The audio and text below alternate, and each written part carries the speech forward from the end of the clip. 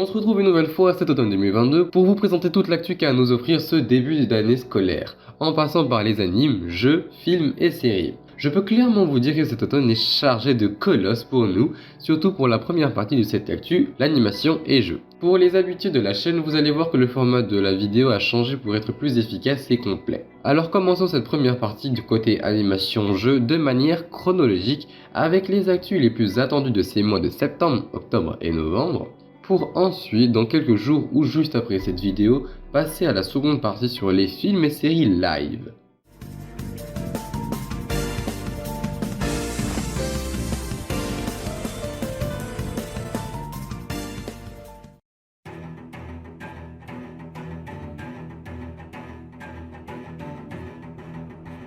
On en avait déjà parlé dans la dernière actu, dans le Geek Week de cet été, mais l'univers que nous a proposé le studio polonais CD Projekt dans son jeu Cyberpunk 2077 se retrouve étendu sur Netflix. Le célèbre studio d'animation japonais connu pour les animés Kill la Kill ou Darling the Franxx, Trigger, nous a partagé un spin-off du jeu Cyberpunk Edge Runner.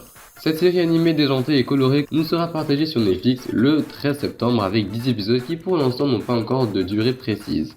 Tel son jeu mère, la série sera bien évidemment pour un public averti, pour notre grand plaisir. Et voici son très court synopsis. David, un adolescent de la rue, devient un Edge Runner pour tenter de survivre dans la ville dystopique de Night City. Le mois prochain, nous aurons le plaisir de revoir Goku, Vegeta et toute la team Z au cinéma avec Dragon Ball Super Héros. Un film avec une direction artistique intéressante par rapport aux anciens, car tout le film sera en CGI. Donc hâte de voir ce que ça va donner. Pour vous donner envie de voir ce film, parlons de son synopsis. Ce film se déroulant après celui de Broly, l'armée du Ruban Rouge est détruite depuis longtemps par le brave Goku. Mais de mystérieux individus décident de la faire renaître. Un projet familier, ils ont ainsi créé les cyborgs ultimes Gamma 1 et Gamma 2, autoproclamés les super-héros. Dans ce film, ils lancent une attaque contre Piccolo et Sangoku, avec une mystérieuse menace qui se dissimule en arrière-plan dans celui-ci. Quel est le but de cette nouvelle organisation du Ruban Rouge? Il est temps pour les vrais héros de se réveiller. Le nouveau manga shonen de sport Blue Lock sera adapté en animé et sortira seulement dans quelques semaines. Le manga dessiné par Nomura Yusuke et écrit par Kenichiro Muneki se déroule en 2018, alors que le Japon a perdu la Coupe du Monde en 8ème de finale.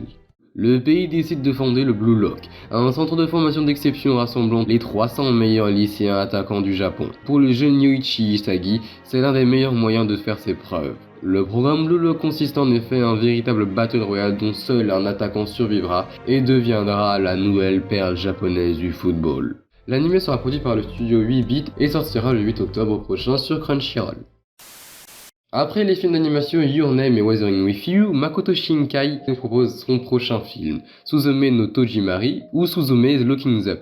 C'est une nouvelle fois le studio Films Comics Waves qui s'est occupé de l'animation du film, non sans peine lors de la pandémie, va nous le partager le 11 novembre. Le voyage de Suzume commence dans une ville tranquille de Kyushu, au sud-est du Japon, lorsqu'il rencontre un jeune homme qui lui dit « Je cherche une porte ». Ce que Suzume trouve, c'est une porte unique et usée par le temps qui se tient debout au milieu des ruines, comme si elle était protégée de toute catastrophe. Les portes commencent à s'ouvrir les unes après les autres dans tout le Japon, déchaînant la destruction sur tout ce qui est à proximité. Suzume doit fermer ses portes pour éviter d'autres désastres. Vous avez sûrement déjà dû entendre parler de cette fameuse licence de jeu d'aventure solo et surtout du dernier qui est sorti en 2018, God of War. Et bien la suite de ce jeu est God of War Ragnarok et sera disponible sur PlayStation 4 et 5. Les informations sur ce jeu nous ont été partagées depuis 2020 lors d'un teaser d'une conférence de PlayStation. Il a même notamment gagné le prix du jeu le plus attendu. Nous retrouvons à nouveau comme personnage principal Kratos, accompagné de son fils. L'ambiance sera toujours plongée dans la mythologie nordique, avec un Kratos qui va se confronter à des monstres, mais également des dieux lors de son exploration des 9 royaumes. Malgré tout ça, il devra rester vigilant à l'approche du Ragnarok. Pokémon Écarlate et Violet sont les petits nouveaux qui vont nous introduire à la 9ème génération de Pokémon et sont aussi les tout premiers jeux Pokémon en monde ouvert. Comme d'habitude, le jeu sortira sur Switch le 18 novembre. Le jeu se déroule dans la nouvelle région de Paldea, mais ce n'est pas tout. Cette nouvelle aventure se déroule sous 3 quêtes principales différentes pouvant être faites à tout moment, et il y a bien d'autres nouvelles choses à découvrir dans ce jeu. Cependant, n'oubliez pas qu'il faudra parvenir à trouver et puis affronter l'insolente Team Star. Le film d'animation Disney Avalonia, l'étrange voyage ou Strange World dans son titre original, va nous proposer un problème niveau sortie. Suite à des conflits politico-rageux entre la politique française et Disney, le film sort directement sur Disney+ en France, au lieu du cinéma, et devrait être assez proche de la sortie ciné américaine le 23 novembre. L'éclat d'une famille d'explorateurs légendaires part explorer la terre d'Avalonia.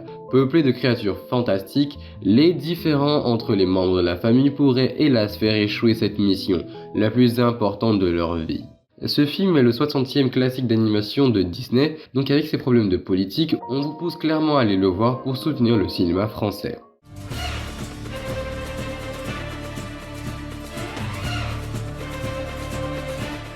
Finalement, pour cette seconde partie de la première vidéo de l'actu de cet automne 2022 côté animation et jeux, nous allons vous présenter de manière rapide à la planning Netflix toutes les autres œuvres de cette nouvelle saison. L'un des mangas les plus iconiques de l'univers de la Japanimation nous a partagé sur Netflix sa 6ème partie en animé le 1er septembre, la seconde partie de JoJo's Bizarre Adventure, Stone Ocean. Rick et Morty, l'une des séries animées les plus déjantées du milieu, a fait son retour en France sur la chaîne télé Adult Swim, le 4 septembre pour sa 6ème saison. Ensuite, la licence de voiture Pixar Cars a fait son retour sur Disney+, le 8 septembre en une série animée intitulée Cars sur la route. Le même jour, le 8 septembre est sorti un jeu bien français par le studio tout aussi français Spiders, le jeu étant Steel Racing, qui nous propose sur Next Gen et PC un jeu qui changera l'histoire de la Révolution française avec l'introduction d'une armée mécanique dirigée par le célèbre Louis XVI. L'un des isekai les plus connus, ou le plus connu, SAO, avait obtenu un reboot de son animé en film, qui nous propose aujourd'hui, pour le 10 septembre, la suite de ce film qui reboot sa première saison, intitulé Sword Art Online Progressive Kuraki Yuyami no Sherzo.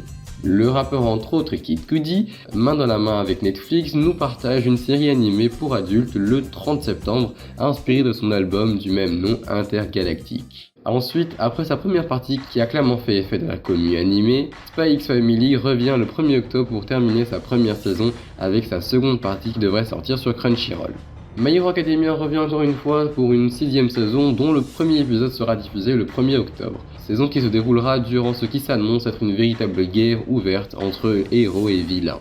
Après un long moment d'attente, l'un des membres du Big Three revient sur le devant de la scène avec son dernier arc, Bleach Thousand Years Blood, ou La guerre sanglante de 1000 ans.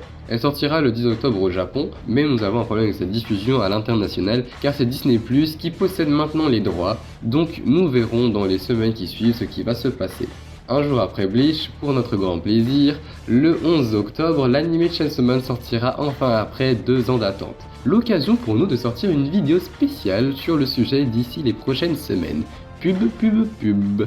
Suite de l'une des plus populaires licences de jeu sur un super-héros, centrée sur le Chevalier Noir, Gotham Knights sera disponible le 25 octobre sur Next Gen et PC, marquant un tournant dans la licence car au lieu de suivre Batman, c'est ses protégés de la Bat-Family que nous joueurs allons incarner. Ensuite, provenant du film estampillé Disney, Zootopie nous partage son spin-off le 9 novembre sur Disney+, une série animée de courts-métrages intitulée Zootopie+. Le 25 novembre sortira une histoire inédite, sous le format de film cette fois, d'un roman qui nous a été proposé en animé, Moi quand je me incarne en slide. Finalement, le nouveau jeu Les Seigneurs des Anneaux Gollum sortira en fin d'année 2022 et mettra en scène le personnage iconique de la saga de Tolkien durant des événements se passant bien avant les livres du Seigneur des Anneaux.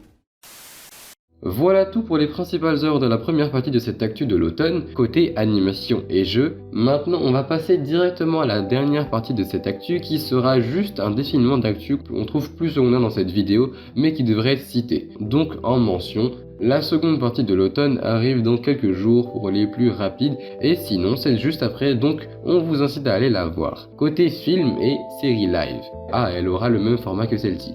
Alors on espère que vous avez apprécié cette vidéo et bien sûr pas besoin d'au revoir car on se retrouve pour la seconde partie bien sûr.